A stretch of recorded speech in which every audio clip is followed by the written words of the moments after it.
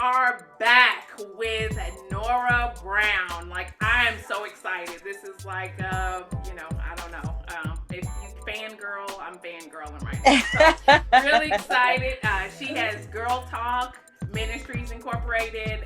She's on several platforms, but I'm not going to introduce her. I'm going to let her introduce herself. But Girl Talk is amazing. She's doing some amazing things right now. I got to see her on the radio last week. I mean, this is what you say when you're coming up. You know, you put in the work, you do the dance, you do the thing, and then all your hard work pays off. And I am so excited to have her. Right. So we're going to be talking about alcoholism, having alcoholic parents, and the trauma that kind of goes along with that, and then how you overcome those situations. So I am super stoked. So hey Nora, how you doing? Hey, so glad to have you everybody. on here. So Nora, well, first tell of us all, about thank you. you so much.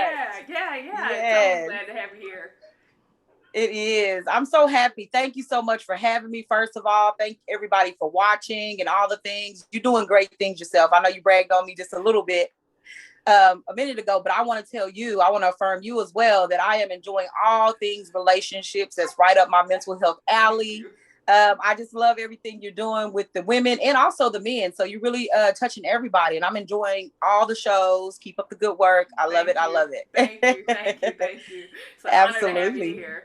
So Nora, tell us about yourself. Like, tell us where we can find you. Tell us what you're doing right now. Hold off that one thing that I mentioned earlier, but tell us about you. So a little bit about myself is that I am a Tulsa native. I'm born and raised here in Tulsa. I've moved all around though, to be honest with you guys, but I came back home, been married for about 2 years. I have 2 little girls and also 2 step kids, 2 bonus kids. So a mom of 4, pretty busy with that. Busy. I'm the CEO and founder of a wonderful organization that she just spoke about called Girl Talk Inc. Our main goal is to empower women and reach them through spiritual and mental health. So we do that through several different ways. We do it through our podcast weekly, our live podcast. We also do that through our YouTube channel. And we also go out and do community service events anytime we can. Because of COVID, we haven't been active as we used to be. But it's one of our main strengths. And so we just try to do whatever we can to empower women and bring communities together, specifically women that are struggling with mental health issues. So I absolutely love it. That's a little bit about me, I guess. And also one thing that I love about me with this whole thing is that recently I used to work in corporate America and I was able to step away full time and start Girl Talk Inc. So that's one thing about me is I've been on both sides of the spectrum. I've been a business owner and I've also ran a business. So that is to be able to have that experience and be in both worlds has really humbled me. And so now that I'm in this place, I understand the real sides of businesses. To be running a business and now to own one is just a humbling experience. So I'm so happy to be here. That's wonderful. So look, I only got to get a snippet, but I got to go back. You have come out with this video or this series called The Vow. Okay. Mm-hmm. Oh my goodness. Last night you guys were talking about sex and intimacy and it was the diamond and all of that, all of those things, knowing your worth and all of that. Right. Tell me the purpose behind The Vow. What made you decide to really like delve into that, and what you want? What's the outcome? What's gonna make the difference? Okay, I'll answer that first question, which is a really good question. I love that question because it's what I like to talk about. The vow. Why did I start the vow? I started the vow because it came out of my own pain and my own destructive relationships. The vow is basically a rededication to yourself, love, and relationship.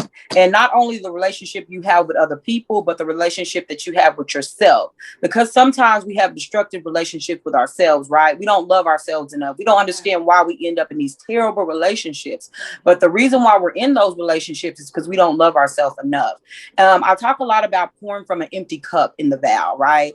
And I talk about being able to fill your cup and then loving people from your overflow. And a lot of us are at a love deficit because we love people from our cup, which is the essential things that we need, our genetic makeup, everything that we, our souls, everything that we need to hold on to, not that we want to hold on to, that we need to hold on to. So we've been loving people from all of that stuff instead of from our overflow. So we've really pushed people to begin to fill their cups. And how we've been doing that over the last 6 weeks or 4 weeks, 5. Last week was week 5.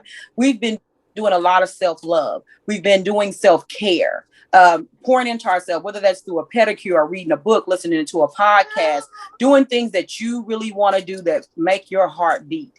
And so these women have rededicated themselves to loving themselves on purpose again, and really just figuring out how they can win in relationship. So that's good. That's so good. So look, I'm an advocate for like sharing and having people watch. Please, if you see the vow out there, I've shared some of it on my page. I plan on bringing out another page, but that's to be my daughter peeking continued. Hey, but I plan on sharing it. Look, get out there, watch it. I just admonish you. It's really good. It's yeah. If you have issues with self-love, self-care, jump in it. Okay. Yes, it's so good. Yeah. I feel like the women have benefited so much. You know what? We started this vow in February, right around Valentine's Day, right? So a lot of ladies were kind of sad and lovelorn about not having Valentine's Day. So when we launched the vow, we start speaking about self-love. I will tell you, so many women were encouraged and empowered that I seen ladies, they would send me a picture, via inbox or on my page and say, hey, Miss Nora, this is what I bought for myself. I got my own self roses. I went out on a date myself. So we're all about loving ourselves in that process. So it's so cool to see these women really practicing that on a day-to-day basis and not just talking about it, but actually being about it. Let's jump into the conversation. So Nora, okay. The last time that you and I were together, I was on your show when we were talking about acceptance and reconciliation, and I heard you share things about your past, and you said this thing, and I didn't realize that we had this in common: growing up with an alcoholic parent or parents. Yes. And that is something that I faced, struggled with, never really wanted to come off of, because you know what? Number one, I don't want to be a charity case. I don't want people to look at me and be like, oh, she's another statistic and so forth and so on. But I could not resist having this conversation with you and saying, hey, look, I had an alcoholic parent and I want to talk about it because it was a traumatic experience, to say the least. And growing up, and it affected all of my relationships. So I want to jump in. Nora, tell me, just kind of walk me through what it was like growing up with an alcoholic parent. Ooh, I'm so glad that you're sharing your story too. And I'm actually talking to a fellow, child of an alcoholic. So I feel a lot more comfortable. Yeah. Okay. So what was it like for me to grow up with an alcoholic father? It was extremely scary, you guys, because I just never knew what he was gonna do. He was like a ticking time bomb. Living in my house was just I operated out of a lot of fear. So everything I did was fear based, whether it was cooking, cleaning, or just trying to please and make him happy so he wouldn't blow up or get angry with me or my family. I seen my mother do that, so I thought that would be the best way to go about that. So just growing up in my household was just scary. And just having siblings all that were younger than me, I always wanted to protect them. So I was always playing the role of a protector, but I was also working on eggshells.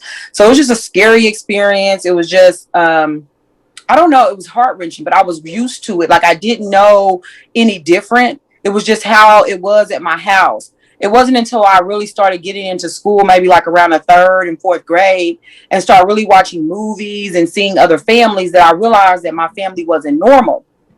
And then at that point is when I started to be embarrassed. That's when I started to be ashamed of my family, like what I came from. And so I think that's when I began to put on that persona that everything was okay, that life was hunky-dory, because I knew if people knew the truth about me, they would know that my family is not stable and I got a crazy alcoholic dad at home. He was really violent too. It wasn't just that he was drinking alcohol. Like, he was very abusive too. Like, he would physically abuse my mom and us, like, anytime he wanted. Like, it was never like I could say on a Wednesday or Thursday. It was just sporadic. Like, you just never knew when he was going to come after you. So a lot of fear, Oh, that.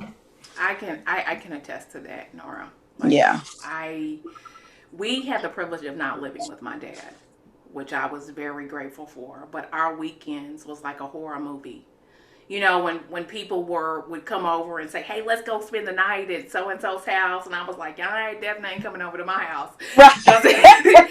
it is scary." You You don't know, want it and over there. Like, and people's this is like, not what you "Yeah, want. Right. yeah, yeah," and they would want to come over, and I was like, "Y'all can't because."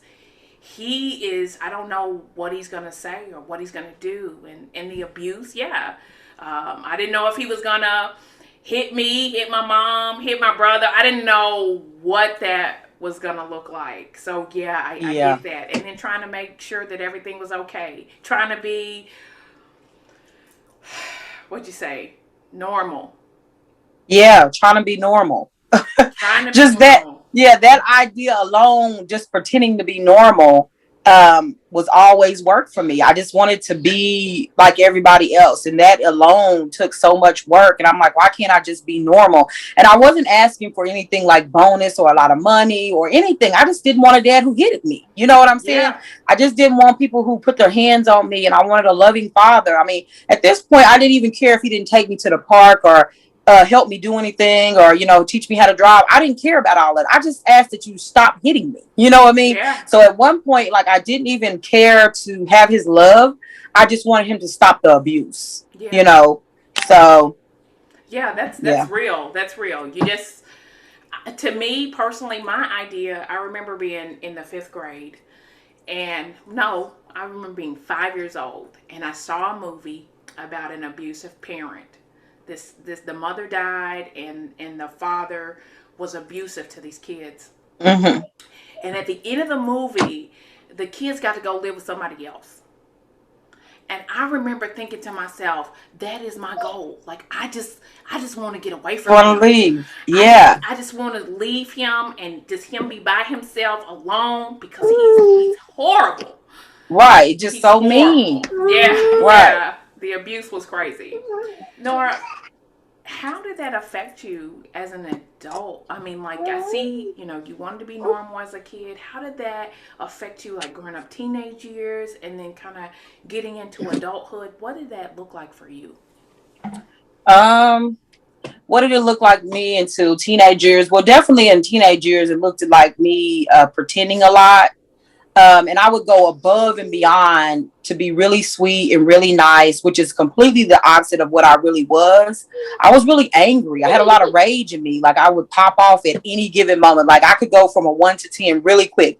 And so I knew I had these really anger issues and a lot of rage in my heart. So in order to kind of like smother that or bury it, I would come off really nice and understanding and sweet and kind. And I really wasn't understanding. I really wasn't kind or sweet. And I really wasn't like soft spoken and like this cool, laid back person. Like, that was not really who I was. But I knew that that's what people wanted. And that's what worked in my house to keep my dad calm. But I was so full of rage growing up in pain, because behind that pain, it was another friend that I found, that was sadness. I was just so sad about what had happened in my life.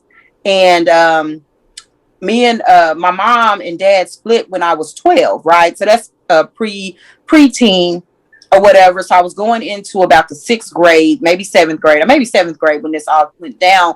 And so I broke away from my dad. But even after I left, I knew I still didn't stop being a people pleaser. I still didn't stop putting on airs or acting like things were okay. I noticed that became a lifelong trait for me. Um, uh, on into adulthood and on into my 20s, and even up into my 30s, my early 30s, or whatever. It wasn't until, well, even in church, you know what I'm saying, like, I knew the Lord Jesus Christ. I was in church. I had been saved, born again, but I did not ever let go of the persona to really heal who I was, who I really wanted to be. And so when I started to release some of the rage and release some of the anger and really speak on my feelings, I did realize that, yeah, I am a happy person. I am kind of a nice, laid back person, but it was for real this time. You know what I mean? Like I could Yeah. actually do it on purpose. It wasn't because I was trying to put on airs or cover up the life that I had lived, because I could tell my story and still be who I was. Does that make sense? Because I had an identity crisis, but I Yes. realized that I really am a nice, easygoing person, but that was taken away from me at a young age. But that's who God wanted me to be all along. And so I started to embrace it, but on real terms. Does that make sense? I That's hope it so does. good. Yes, it does. It makes Yeah. it makes it. I lived it. Like I'm a testament Yeah. to it. The rage. My parents broke up when I was 15. And I was Mm. ecstatic at the freedom that I could walk in. Yes. However, when I walked down the street, use public transportation, was anywhere, I was always looking over my shoulder for my daddy to show up Right. Wow. because of the fear that was so embedded in me and the rage. So I heard about this terminology, and I've heard that this part is new. When you're in, because what we experienced was trauma. It was a traumatic experience. It was Yeah. equivalent to going to war, right? Yeah.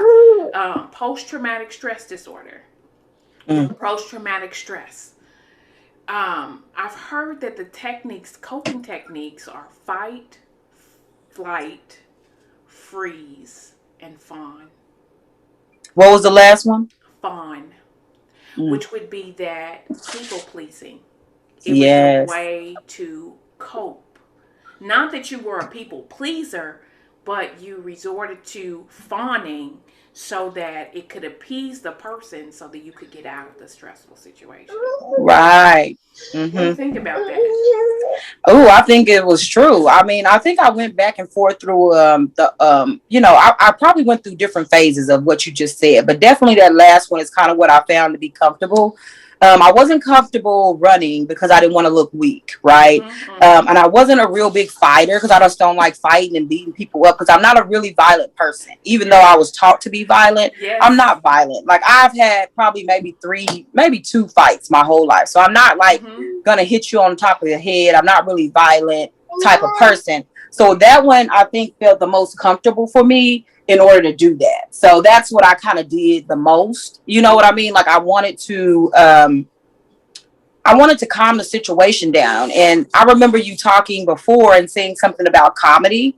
And I think I became Yeah. very comical to people. Yeah. Like people thought I was really funny. Like all my life, even right now, people say, "Oh, you're so funny," and I'm like, "What? I don't think I'm funny," you know. But I use comedy or humor to calm situations down, to make really dark situations, even to the point of like funerals. Like we would go to Yes. funerals and we would go in and we would be like, "Ooh," you know, we would say jokes, not about the person that's deceased, obviously, but just about maybe something going on. Maybe somebody has a really big church hat, or you know, the food ain't really good, or something we can make fun of to lighten the mood.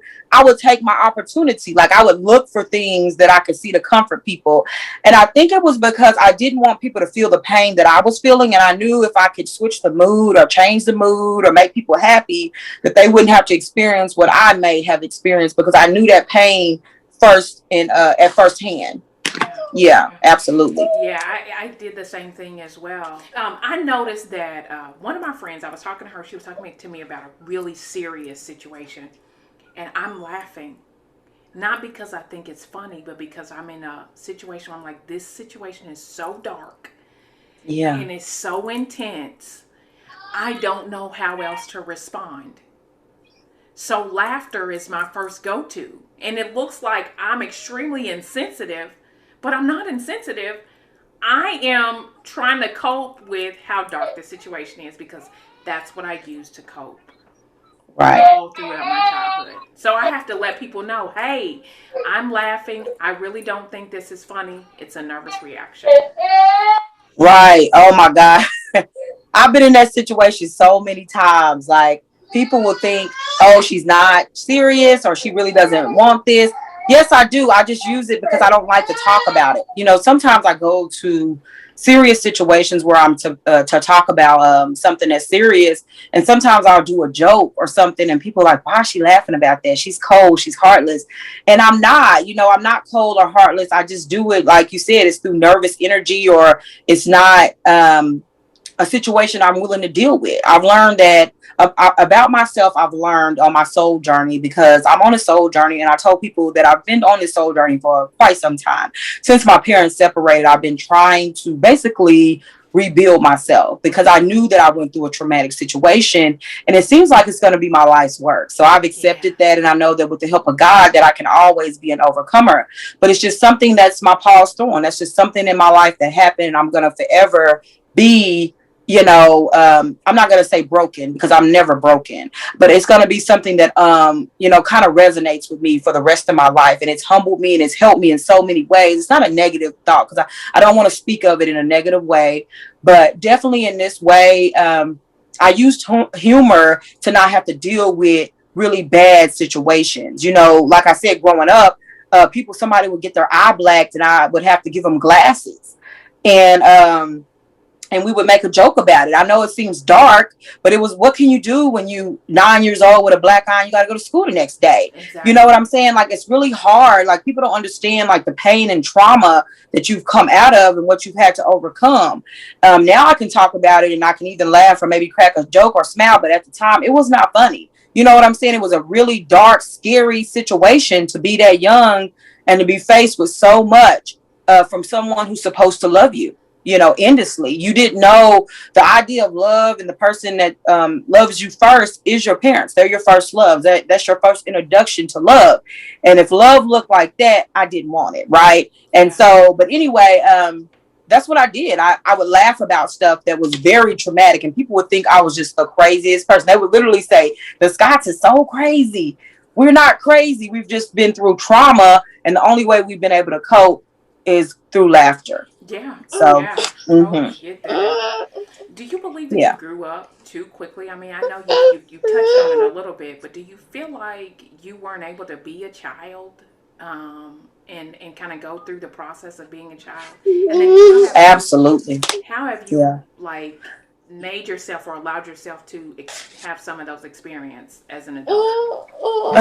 Absolutely. I feel like I grew up so fast, especially with the fact that I had 6 younger siblings, and that I just never had a chance to be a kid, really. Not even the fact that it was 6 people younger than me, but just the fact that I seen so much so young. I found out about trauma and pain at a really young age. And so I had to deal with some really adult issues as a child. So I had no choice but to face them in order to survive.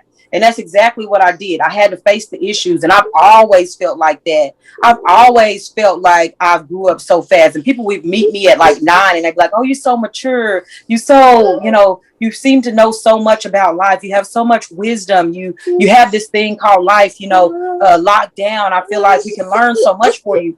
But I didn't like that. I wanted to be a kid. I wanted to play with dolls and not be responsible for people and not be responsible for my dad. Like, I would have to clean up after him and kind of do things for him to try to, calm him down. Like, how you go in the grocery store and you give the kids like a speech, like, stay in the basket, do this. I would have to do that to my dad. Like, leave these people alone. Don't go in here cussing.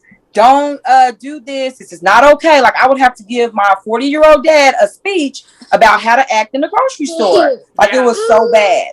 And he would act a fool. And like, I would be, of course, scared to do these, but he would be drunk, obviously driving while drunk, driving people to the grocery store. But anyway, he would be drunk.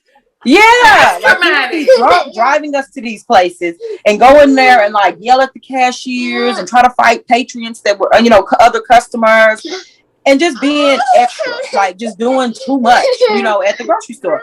And so, definitely had to grow up fast, really fast, and very quickly in order to survive in my house. I feel like I was always in survival mode. And a part of being a survivor was to grow up quickly and learn some adult coping skills. Mm-hmm. So, yeah. So how have you kind of, as an adult, given yourself allowance to have maybe some childhood experiences that you missed out on? Ooh, I really, sometimes I do that through my self-care. I try to, I was broke. on top of that. So I didn't really get to do too much of anything. I think poverty had a big hand in me not being able to experience a lot of things. But on top of that, things that were free, like the park. I try to do that with my children now. I actually went to Disney World last summer by myself. 2 summers ago, me and my husband went without kids. We just went because I just wanted to see how it felt to be in an amusement park. Yeah. I didn't get that freedom. Sometimes I like to just walk to the grocery store and hang out and do my own thing, not pick up anything for anybody else. Just myself, get all my favorite snacks and just chill out. I do this thing that you know what, it's actually in my head, because I got to be honest with you, I haven't been able to do it. But what I want to do, what I would love to do, and I tried to do it and it got ruined, but it's to go to a hotel once a month and have a day for just myself. No kids, no husband, no nothing. And I attempted that one time and my daughter literally got the flu. So I had to come from, yes. I'm like, this girl's trying to set me up. But anyway, that is my opportunity to try to get to a little bit of myself. And so I try to insert little things throughout my life, but it's very hard to go back and try to be a kid again. You're already grown. You already have the life. So it's difficult. Absolutely. Yeah, I know. I had the opportunity when I went to Rhema. Marcus stepped up more at that time, and he had the kids, and he would take care of them. So I got to experience what it was like to just kind of be on my own, just to kind of hang out. Rhema, yeah. You didn't have to do much during the day, and I had a business of my own, so I got to kind of have a flexible schedule. So I just got to do a lot of things that I had never gotten to do, and act like a kid, right. and just, it was phenomenal. It was phenomenal. Yeah, I bet. Oh my goodness. But I didn't realize how much I had really missed out on. Yeah, it's a good question. Now you've urged me now to really complete my day. My kids are really small, so it's hard for me to get time to myself, even a moment in the restroom right now at this point in life. I was telling somebody the other day about it, and they were like, "Oh, you in the trenches?" I'm like, "Well, what is the trenches?" Because I guess I'm there. But those young years when the kids is attached to you at the hip and everything, and they just love everything about you. Like, my daughter leaves my room and blows me kisses. Like, it's so funny, y'all. Like, but anyway, like, if I go to the living room from the kitchen, she will literally blow me a kiss. Like, I'll see you later. And like blowing kisses. It's so cute. But you know what? You want your alone time. You want some time to breathe. So that part right now, I don't get a lot of that time to be myself and to be free. And I didn't get it growing up either. So I had that really long stretch, though, in between growing up and finally getting a job that paid enough for me to get my own apartment. And so from about 27 to about 31 which is when I had got married, and I had my daughter at 32. Well, not married, sorry. I met my husband, then I had my daughter. But at about 32 is when all that shook up. But I had me about 5 or 6 solid good years where I literally did whatever I want. I went to Vegas. I got my passport. I did so much stuff, y'all. I had the time of my life. Because you can finally afford shoes, right, that you want. You can finally afford to eat the food that you like. Like, you don't have to eat ramen noodles. And it was a good section. So some days I want to relive those times, but I haven't had a lot of time to do that, to be honest. So now you're challenging me to go out and do a little bit of that again. Yeah. Because I think even after, because we've been so responsible for so long, we have to integrate it in our day. Integrate it somehow. In a week or a month or whatever you're saying, it has to be integrated. Yes. So I want to ask you about this, and then we're going to come back next week. Mask. Yeah. You've talked about this. You said that you had a diversity of mask. On the inside, there was rage. On the inside, there was fear, pain, anger. Or what kind of mask did you wear?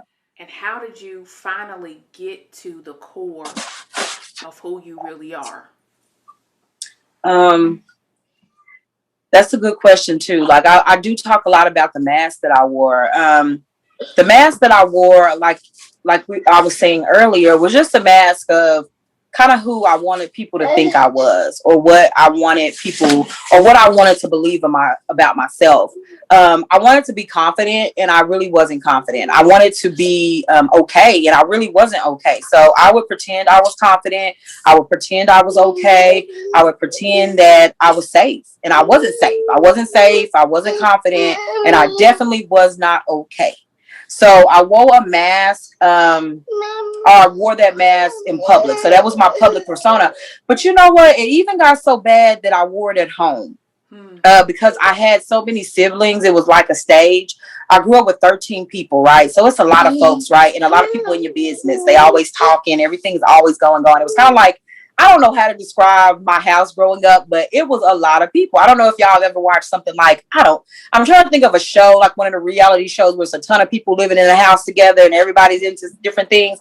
So even in my home, I would put on a mask like I was okay, because it was hard for me to show emotions to even my siblings. And that is when it got really dark for me. But it got dark early, you guys. And when I say it got dark early, I mean that like at 9 or maybe 7 years old, I was ready to take my life. Really early in life, I realized that, because I told you I grew up fast. So really quickly and early on, I realized my life was terrible. I realized that nobody loved me, that people that were supposed to love me, that I've seen in these characters, in these Disney movies and in the books that I was reading, were not honoring me. And if they didn't honor me, who would? My teachers didn't really know me because I was smiling all the time. Nobody really knew me. So it didn't matter who would miss me anyway, because who they knew about me was fake anyway. So I could go and nobody would ever know. And so that was a really dark time for me. Really, really dark time for me. So coming into releasing that mask, finally deciding in that moment that I wanted to live. Not really okay with taking away my mask, but being okay with being myself at that point. Being okay with saying, this is who I am, and I think I could stick this thing out. But you have to remember that was at 7 years old. That's only 2 years older than 5. That's really young. And I didn't really put that in perspective until many years later. And I started to work with kids, and I'm like, wow, is this how old I was? I knew way too much at 7 years old to even know what it was to commit suicide or to not want to be here anymore. But I well remember it. Very traumatic time in my life. But even at that moment, I decided that I would be someone else, that I would not be Nora. Anyway, at 7, it was just really traumatic to understand suicide and the ramifications of a person's mind, and where you have to be mentally when you're ready to just go, when you're really not feeling like life is worth living for you. So experiencing that at 7, I decided that at that point I would switch my name. Okay. So I went from, my name is Elnora, but I go by Nora, right? And so, but at the time it was the opposite. At home, everybody called me Nora, but at school they called me Elnora. So at that point I took on that persona. I know this sounds so crazy, but it's really real, you guys. I took on Elnora because she seemed more sophisticated. She seemed more like she had it together. And that was what my teachers called me, or, people who I felt like, probably lived in really good homes and didn't have crazy parents trying to kill them all the time. So here we go. We're going with Elnora because that sounds more classy. That sounds better. So I went through my whole school calling myself Elnora, which is my real name. It's my government name, but Nora was what people called me. It was my nickname. It was what my mom called me. It's what my sisters called me. It was what everybody called me Nora at home. But I didn't like the person at home. I didn't like being called Nora because Nora represented poverty and abuse and a broken home and all these other things that came with being Nora. I wanted to disassociate myself from anything like that. So I started going by Elnora, and it felt comfortable. It felt good. And because of that, I was able to go through high school. I felt, and after years, the thought about being Elnora faded because it was so long ago. But it wasn't until I was like 23 or 22 and had just freshly graduated from college, and my the professor or whoever was calling out graduation names completely butchered my name. Like he called me Eleanor, Lenore, some crazy version of my name that wasn't my name. And I'm like, I am so tired of people butchering my name. And I don't even go by Elnora. Like, that's not even really my name. And that's not even really what the people who really love me call me. I'm going to start being called Nora because that's what I feel comfortable with. And I'm willing at that point to embrace who I am and really start my healing process. And at that point, I was in working on my psych degree, right? So sometimes we get into these psych classes and we heal ourselves through the psych classes, right? And so through the psych classes and everything like that, I started to rediscover who I was.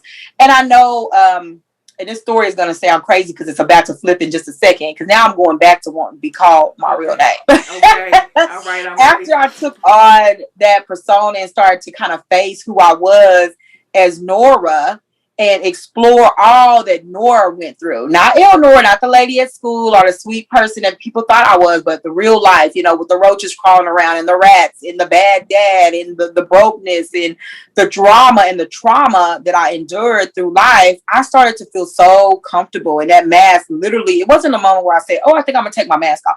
It was gradual. It was over time that this version of me begin to emerge, and to really start hanging out, even I would say as late as 2014 is when I really started to let this person hang out, to really be able to say what I wanted to say, be who I wanted to be, and do what I wanted to be, and be so unapologetically me. And so on that journey, just recently this year, in 2021, I decided, like, hey, my name is Elnora, and I can know her completely through and through, her bad, her good, and everything with her. Like, that is who I am. I'm a combination of all of that. Even that fakeness that I put on and I lived, that was a part of me too. Like, that was my story. I was present for that. Does that make sense? Yeah. And so I was able to embrace every part of me and completely in both worlds. And I collided those two. And I realized that even when I was pretending, that God was there too. Yeah. He's been with me this whole time. There was no diversion or version of me that was any different. I was always just me. Yeah. And so that was my revelation, and that was the thought that I came to when I decided that I would go by my real name again, which is Elnora. So that's amazing. That's phenomenal. Really. Yeah. The other day, I'm gonna say this, and then we'll close out and we'll talk next week. The other day, somebody asked me, they said, "Are you an introvert? Are you an extrovert? Or are you an ambivert?" And I said, I am a person that is learning themselves. Yes. Despite the trauma that I endured. Yeah. So I'm discovering what it looks like for me. And I just was like, wow, that was really transparent. Really? Yeah, that was. That's so good. That was insanely transparent, but at the same time, it's real. It's a true story. It's authentically me. That was authentically who I am, present at that moment. Yeah, and I was really grateful for that. Yeah, that's so true. That's good. I think I think that way too. When people ask me who I am or what I do or anything, I have to think about all of that. Like, I'm steady developing. So I really can't put a title on anything that I ever do. I learned to come up with my one-line sentence, sometimes about who I am. And then I'm like, well, tomorrow I may be someone else, because I'm learning more about myself every single day, because I realized that I was at a disadvantage. And I was watching, and I'll say this little piece because I know we have to go, but I was watching Antoine Fisher. And he had fell in love with this lady in the movie, and he had been through a very traumatic situation with abuse growing up from his foster parents. And he asked his therapist, do you think that there is love or happiness for somebody like me? And the therapist was like, well, somebody like who? Somebody who's been through, all the stuff I've been through. And it hit me in my soul that moment. Like, is there love, or can there ever be any happiness in the world for people like us who've been through trauma, who've been abused, who've been through this type of, stress? at such a young age and all through their life, that was in those, formational years that formed our beings, those 1 through 5, or, birth through 5 years old, when you form all your, intellectual thoughts and ideas and processes. Is there any hope for people like us? And he asked his therapist yet, and his therapist, he just answered in one word, who was Denzel at the time, he was playing that part. For folks who haven't seen it, go watch the movie. It's so good. But he said that to him, and he said, absolutely. And in that moment, I realized that I am him. That's me. Like, I was always afraid that it was never happiness for people like us. I would never put a name on people like us or people like me, but I knew that I was different immediately. I knew that my childhood was supposed to put me at a disadvantage. But because of my relationship with Christ, I was no longer at a disadvantage, but I had the advantage. Does that make sense? Yes. So not only was I on the level of my peers or people around me who have worked in domestic violence, I had an extra one up. You know what I'm saying? And so it really does bring tears to my eyes to think about that. But it's so true that we have the one up, even though what the enemy meant for evil to destroy us, yes, God turned it around. He literally gave me beauty for ashes. So the question, to answer that question for folks, is absolutely. There's definitely happiness and hope for people like us. Oh my goodness. So, yeah, you're going to get me to start shouting right now. I know. Because it's so good. Glory. Okay, sorry, I normally keep my composure, but that was really good. Yeah. So look, please come back next week. This is going to be amazing. We're going to jump into this even more so. Until next time, we'll see you then. Bye. Thank you. Okay.